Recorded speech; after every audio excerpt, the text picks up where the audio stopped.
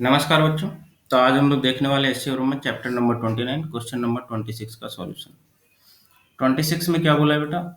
A particle having a charge की value दे दी है और बोल रहा है कि ये प्लेस किया गया है directly below at a separation 10 centimetre from the bob of a simple pendulum जो कि एट रेस्ट पे है। तो ये एक सिंपल पेंडुलम है ना, ये बॉब है और ये बोल दिया है कि ये रेस्ट पे और इसके जस्ट बिलो है ना, और ये न- जो है गैप दे दिया है कितना 10 सेंटीमीटर, यानी कि 0.1 मीटर, ऐसा यूनिट में मैं लिख लेता हूँ। ठीक है, तो यहाँ पे एक चार्ज है बेटा, है ना। चार्ज की वैल्यू कितनी दी है? 2 × 10⁻⁻⁴ ठीक है। बॉब की मास दे दिए बेटा 100 ग्राम। 100 ग्राम का मतलब आप कितना बोलोगे? 0.1 kg, है ना। तो इसका मास जो है 0.1 kg है। ठीक है, अब क्या बोला? What charge should the bob be given, मतलब इसको कितना चार्ज दिया जाए ताकि स्ट्रिंग जो है वो लूज हो जाए। तो बहुत ही आसान सा सवाल है। ऑब्वियसली अब स्ट्रिंग बेटा टाइट होगा, क्यों? क्योंकि सर एक तो इस पे फोर्स अभी क्या लग रहा होगा बेटा, पहले ये चार्ज को भूल जाओ। चार्ज को भूल जाओ और उस पर जितने फोर्सेस लग रहे हैं वो दिखा दो। तो एक तो टी हो गया और एक नीचे की तरफ एम जी। एम जी कितना लगेगा? तो मास इंटू जी की वैल्यू 10 ले रहा हूँ मैं, तो ये आ जाएगा कितना? 1 न्यूटन, है ना। मतलब वेट कितना हो गया? 1 न्यूटन का। ठीक है, तो अगर ये चार्ज नहीं होता तो टेंशन कितनी होती? 1 न्यूटन की। टेंशन 1 न्यूटन है, मतलब स्ट्रिंग क्या है? टाइट है। स्ट्रिंग को लूज करना है ना, तो लूज करने का मतलब ऑलवेज आपको समझना है कि टेंशन क्या होनी चाहिए? 0। अब आप सोचो टेंशन 0 कैसे होगा? तो सर अभी ये पूरा का पूरा जो वेट है इसको बैलेंस कौन कर रहा है बेटा? तो that is T. That means इस वेट को अगर बैलेंस करने वाला कोई और आ जाए तो टेंशन से मुक्ति मिल जाएगी मुझे, है ना। तो स्ट्रिंग क्या हो जाएगी? लूज भी हो सकती है। तो यहाँ पे क्या करो आप, ये वाला तो चार्ज दिया हुआ है बेटा, है ना। तो अभी तो ये न्यूट्रल है। न्यूट्रल है तो ये दोनों के बीच तो कोई फोर्स लगेगा नहीं। बट अगर मैं यहाँ पे सोचूं कुछ चार्ज यहाँ पे दे दूं, है ना, और इतना चार्ज दे दूं मतलब कि जस्ट ये क्या करे कि जस्ट ये पूरे वेट को बैलेंस कर ले। इसका मतलब आप समझ रहे हो कि क्या मैं बोलना चाह रहा हूँ? इसका मतलब आप ये बोलना चाह रहे हो सर कि जैसे ही मैं इस पे चार्ज दूंगा, है ना, तो ये दोनों के बीच एक एक्स्ट्रा फोर्स अब डेवलप हो जाएगा। पहले नहीं था ये फोर्स, क्योंकि पहले ये क्या था? न्यूट्रल न्यूट्रल था, है ना। अब इस पे मैंने क्या किया? चार्ज दे दिया। ठीक है, तो अब इस पे क्या करेगा? फोर्सेस तो लगेंगे सर, है ना। अब बेटा सोच, फोर्स का नेचर कैसा होना चाहिए? मतलब चार्ज जो दोगे तुम कैसा दोगे?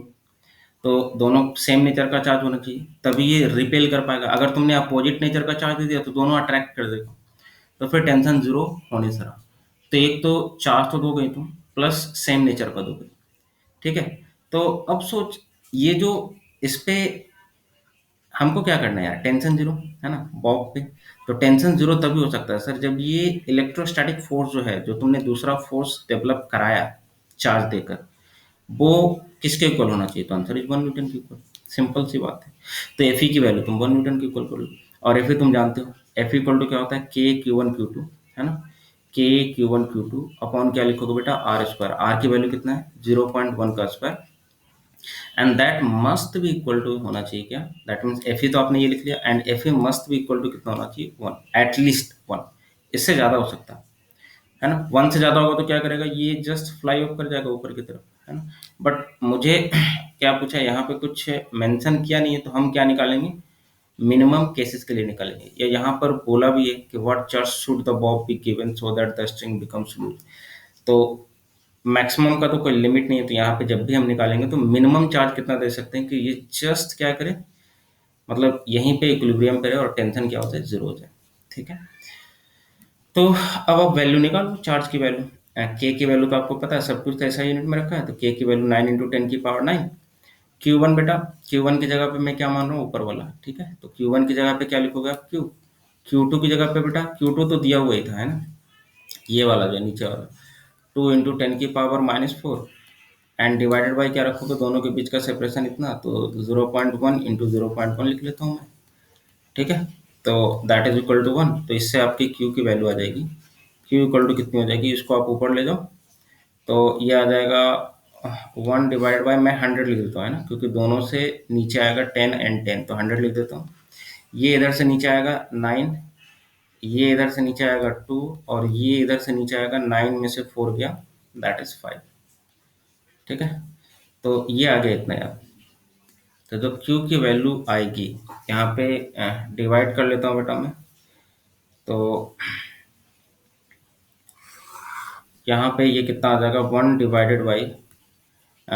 ये इतना ही करता हूँ मैं, 18 से डिवाइड करता हूँ, बाकी तो अरेंज कर लूंगा मैं। तो यार 0.05, तो 0.05 है ना, 0.055। ठीक है, तो 0.055 इंटू पावर लिख लो आप, 10 की पावर कितना आएगा बेटा, 5 और 2 7, तो -7। साइंटिफिक नोटेशन में अगर आप लिखोगे ये इतना कूलम आया, अगर साइंटिफिक नोटेशन में लिखोगे तो ये 2 डेसिमल इधर शिफ्ट करोगे, है ना, इसका मतलब इनडायरेक्टली आप 100 से मल्टीप्लाई करोगे, 100 से मल्टीप्लाई करोगे तभी तो ये 2 डेसिमल खिसकेगा, तो 100 से डिवाइड भी करोगे। तो साइंटिफिक नोटेशन में अगर आपको लिखना है तो आप कितना लिखोगे, 5.5 इंटू 2 पॉइंट डिस्प्लेस किया तो यहाँ पे माइनस में आ जाएगा इतना, एंड इतना कूलम आप लिख सकते हो। ठीक है, तो यहाँ पे आपसे वही पूछा था बेटा, चार्ज की वैल्यू पूछी थी, तो बहुत ही सिंपल सा क्वेश्चन था 26 में, है ना। 26 का सॉल्यूशन में देख लेता हूँ, 5.4 इंटू 10 की पावर -9 कूलम दिया है, तो सही है, लगभग अप्रॉक्स मैच कर रहा है ना। तो फिर मिलेंगे हम लोग क्वेश्चन नंबर 27 के साथ।